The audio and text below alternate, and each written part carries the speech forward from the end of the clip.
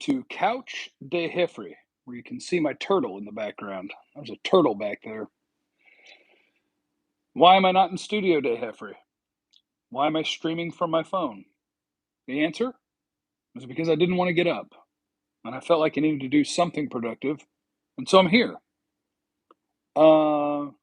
So I'm here partying with you guys on the couch. The reason that it felt like a struggle to even get into the studio to do this is because I made the mistake of playing 2 rounds of golf in Texas yesterday. I'm tired, but I wanted to party. So I'm going to send out a tweet that says we're live, and we're going to party. Cavanaugh! Yeah, I don't have the sounder because, like I said, I'm on the couch. But there are a couple of cool things to talk about, and you better believe that I'm going to get my read in and tell you about my homies that present this presentation to you and pay the bills around this mofo. You know what I'm saying? You know who that is. What did I shoot? A 92 and a 91, which is my 2 best scores in a while. So I actually managed to play well despite the fact that it was hot as hell and I played twice. Shout out to my guys at Bet Online, who continue to be the #1 source for all your betting needs and sports info. Find all the latest odds, news, sports developments, including this year's basketball championship finals, the NHL conference finals, Major League Baseball, fighting news, next season's NFL futures. Head to the website or use your mobile device to sign up today. Receive your 50% welcome bonus on your first deposit. Just use our promo code BELIEVE, BLEAV, to get the bonus and get into the action. Bet online where the game starts. Should be doing our Believe in the Dallas Cowboys show tomorrow with Jesse Holly. But there were 2 things on the internet that I seen today that I thought would be worth talking about. Manuel, why did you leave the fan? I've been over it. I didn't like the contract offer. I didn't like working 5 hours. I didn't like having to do sports all 5 hours. So will you hear me on the radio again someday? I bet you will. Will it be in a situation where I like the offer better and I like the everything better? Yes. All right, number 1. This is from NFL.com. Their next gen stats, the top 10 disruptors of 2021. Dudes who disrupt the quarterback the most. And it's really goofy because I'm going to read you 10 names, okay? I'm going to read you 10 names. Leonard Floyd with the Rams. Javon Hargrave, D-tackle, Philly. Aaron Donald. Nick Bosa. Myles Garrett. Yannick Ngakoue. Max Crosby. TJ Watt. Trey Hendrickson. Notice anything about all those guys? They play the defensive line. Micah Parsons is a linebacker, and he was 4th on this list. What they use is quarterback pressures, pressure rate, hurries, sacks, and turnovers you caused because of the quarterback pressure. And Micah Parsons was 4th in the NFL, and he's an effing linebacker. So consider this a plea to the Dallas Cowboys. Remember what matters on defense is jacking up the quarterback. Don't you ever make Micah Parsons play linebacker all the time. You let Micah Parsons go beat up quarterbacks. His pressure rate was over 21%. The guys in front of him as disruptors were TJ Watt at 16%, Max Crosby under 16, and Trey Hendrickson at 19. Micah Parsons is the best effing pass rusher in the NFL, and he's a linebacker. Let him free, Cowboys. Let him free. I did see the text about how Ridgeway, Cowboys defensive tackle, got sent to the showers for a scrum, which is a weird thing to do when the Cowboys probably drafted John Ridgeway, the defensive tackle out of Arkansas, to cause scrums. And then when he does, you kick him out of practice. That seems weird. But yeah, they did that on purpose. They brought in mean guys. They brought in angry people. They brought in tough dudes. That was the intent this offseason. And so that's what they did. But yeah, NFL.com, top 10 disruptors of 2021. Micah Parsons was 4th. And that's only because he isn't a pass rusher. He's a linebacker who, when he got to rush the passer, was better than every pass rusher in football. What a freaking stud. And yes, as Rue Glock said, make sure you hit the like button if you're here for the algorithm. It's important. You see how hard I'm working here? I'm on the couch holding my phone sideways. doing mad work. I got a new blanket. That's hand-stitched. That list doesn't have Aaron Donald at number 1. It's not legitimate from Vance. Yeah, and that's look, you have to have context, right, with everything that you do. This list had Aaron Donald as number 8 because it's based on strictly numbers. Your pressures, your pressure rate, your hurries, your sacks, and the turnovers you made, right? So he didn't have as many sacks as some guys in the NFL. His pressure rate wasn't as high, but it's going to be harder to have a pressure rate as high as, say, Nick Bosa, who gets to line up 2 yards outside the offensive tackle when you have to line up between 2 offensive linemen. He's a freaking stud.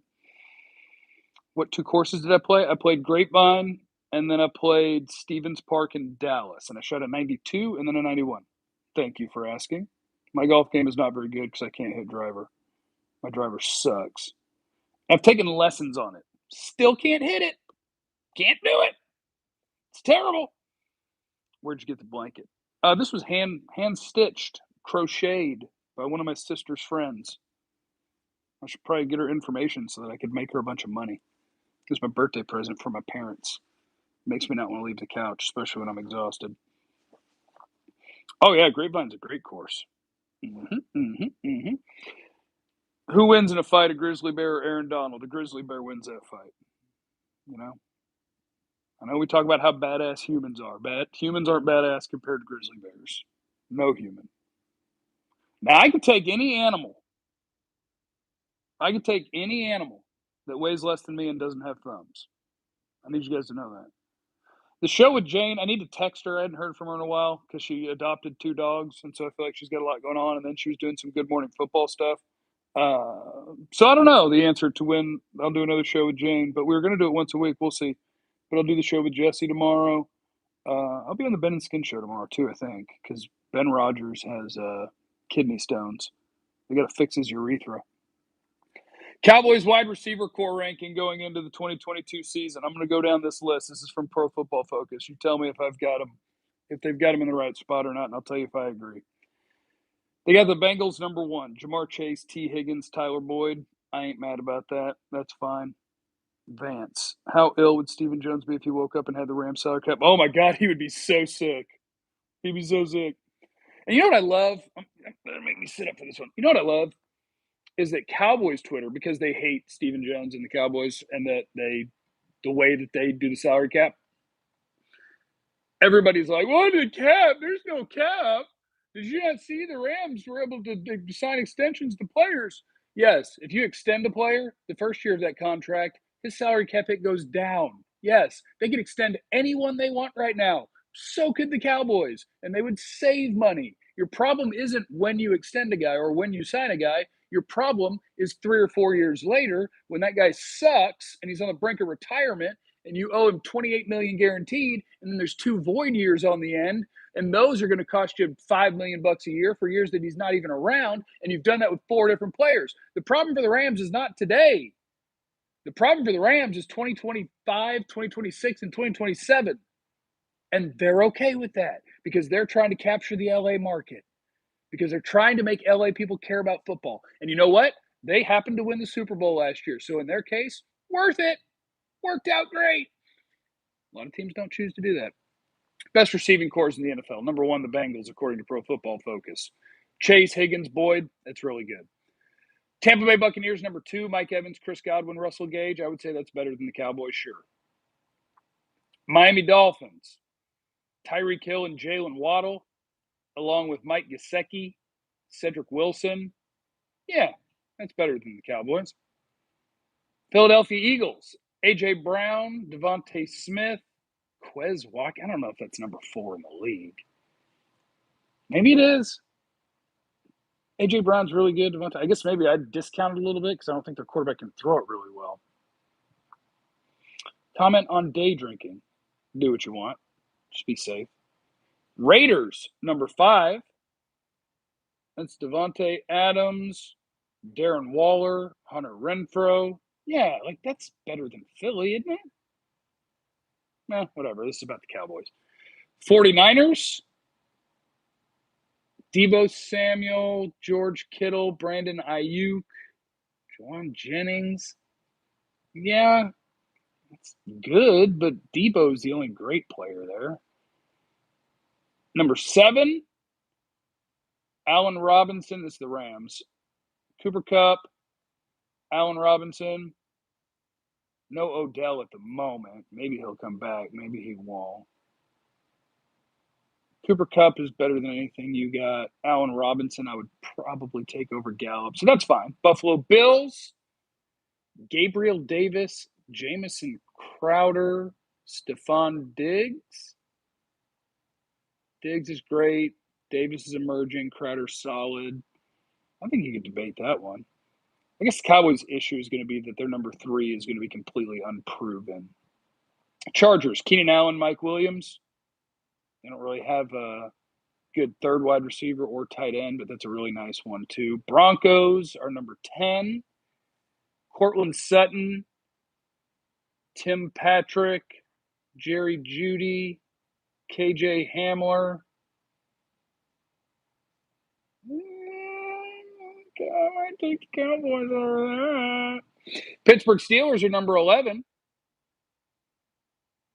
They added George Pickens and Calvin Austin. Tight end, Pat Freiermuth, Chase Claypool, Deontay Johnson. They got a really nice group. It's just a random kind of combination.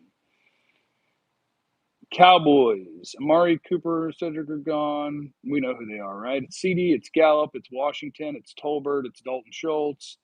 And that's at number 12. Seahawks at 13. DK Metcalf, Tyler Lockett. I would take probably Metcalf and Lockett over CD and Gallup. Maybe. Maybe not. All right, they got them in the right range, but I could see putting the Cowboys wide receivers over Denver. I could see putting them over maybe Buffalo. Yeah, Cowboys are probably right around the 10th or 11th best receiving core in the NFL until proven otherwise. And don't get me wrong, they could prove otherwise because CeeDee Lamb is about to drop a monster season, and people are going to stop having questions about CeeDee Lamb after this year. That's going to happen. I saw a quote from rookie Jalen Tolbert about practice today. He scored a 2-yard touchdown. He's recovered from his hamstring. And he was just talking about how Dak was really happy that he did what he was supposed to do. And I was like, man, who did Dak not like that wasn't doing what they were supposed to do?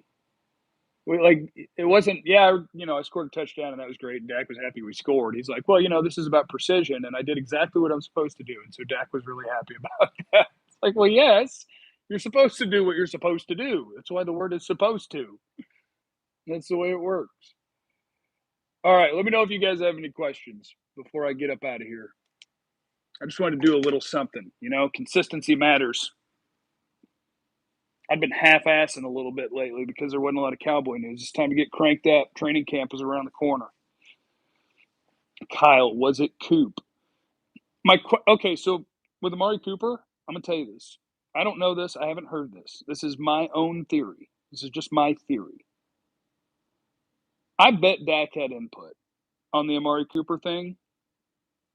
And I bet that he didn't have a strong preference, like stay or go, for a guy who makes over $20 million. Like, Amari Cooper's a really good receiver, right? He's a really talented wide receiver. He's also got chronic foot stuff. Other parts of his body always hurt. And I think to Dak, it's extremely important to practice and to get the reps and to be on the same page. So that's just my theory, is that Dak wants his guys to be available, wants his guys to be in the backyard, all those different things. And so I bet it's not killing Dak that Amari Cooper's not here. Vance, would you actually watch Notre Dame football if they get the Clapper to call the games? I've heard so many people say they think Jason Garrett would be a good announcer, and I saw very little of his whatever that league was called, and he still seemed really kind of dry. If Garrett let it rip, I could see him being a good announcer. I just don't know if he's going to let it rip. But yeah, I would watch because I'll watch all college football all the time. I love college football. How do you feel about how we can switch around our wide receivers to fit opposing defenses? Yeah, yeah. The Cowboys wide receiver group is going to be fun, I think. You have to get through the first maybe few weeks.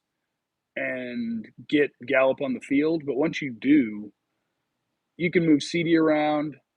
You can move, and I probably wouldn't play Gallup in the slot a ton, but you can move Tolbert into the slot. You can move CD into the slot. You could use CD as the Amari spot where you're kind of motioning him pre-snap from the outside. It's gonna be a fun CD Lamb year.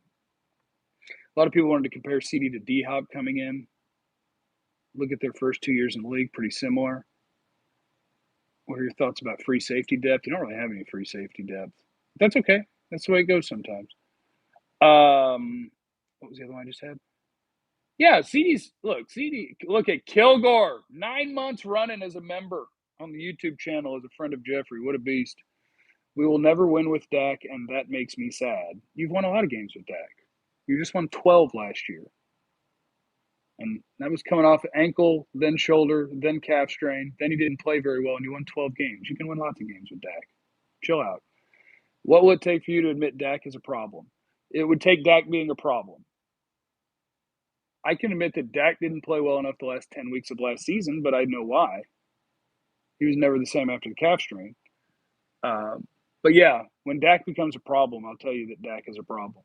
It's weird how people assume that you're like just going to pick random people that you like too much and hate too much. Like, what would be the reasons that somebody who analyzes the game would, like, for instance, for me, right? I'm a Zeke hater and a Dak lover. Why? I don't know either of them. What would what would be my reasoning for being way too positive about one and way too negative about the other one? I don't know. Fish said Ridgeway got into a scrum today because it's on the internet. Kilgore, thank you. Pool fund, my guy. Jeff, you wake up a billionaire. What college football program do you bankroll? I'd pick a random one, like UTEP, one that people would never see coming. They just go handle business. That's who I used to pick when NCAA football was a video game. I would pick UTEP and I would build them into a national power because nobody was ready for the UTEP Miners to take over. Home of the Fighting Will Hernandezes. When he becomes a problem. Yes, I'll tell you people are a problem as soon as they become one. You got it. I promise. Formula! You don't have to be a member of the YouTube channel, brother. You do above and beyond to support. I love you, my friend. You're a beast. Dak for Baker? Would you do it for cap space? No, Dak's better than Baker. I'm not getting worse at quarterback on purpose. I am surprised that nobody wants Baker. Like, you think Baker isn't better than what they got in Carolina? Yes, sir, he is. Baker isn't better than Pittsburgh used a first rounder on a quarterback, but there are teams that could use Baker Mayfield. I guess he just rubs people the wrong way. I love his commercials though, him living in the stadium. If they don't do more commercials of him like getting locked out of the stadium, they're really missing it. What's your takes on fight happening in practice? I think if it's the same guy who fights in every practice, that it just becomes exhausting and stupid. I think if you have guys that get fired up and get into a tussle, that's what happens in practice. I got my ass kicked in practice one time at Abilene Christian. I was blocking a linebacker, clean, I'll have you know. But he pretended I was holding him, so he punched me in the helmet. So I punched him in the helmet, so he beat me up. It was great. It was so much fun. Pick Hawaii, they could use it. You know, who could use Baker? Cleveland. Yeah, they could use him this year for sure. Well, Deshaun Watson ain't playing football this year. He is not playing football this year. All right, team. Good to see you with my sunburnt face hanging out on the couch with my new blanket. This program was brought to you by my friends at Bet Online. They kick ass. Use the promo code BELIEVE and have yourselves a blessed day. My dogs are whining at me. I struggle so hard to see Jeff mad. It's hard to get mad. Could you still go out there and run a route for the subs? I can go run a route. You're going to have to painkiller me up. But I can go out there. I'd probably run a 5 flat these days. And I could probably run about 6 routes before I need to sit down. And they'd have to be all slants and stop routes. But I give you what I got. Thank you, Vance. Thank you, Formula. Thank you, Kilgore. Thank you, everybody, for being here. Subscribe to the YouTube channel. Hit the thumbs up button for the algorithm. I love you. Remember, you have no idea. You have no idea what anybody is going through. So be cool to everyone. I love you. Bye.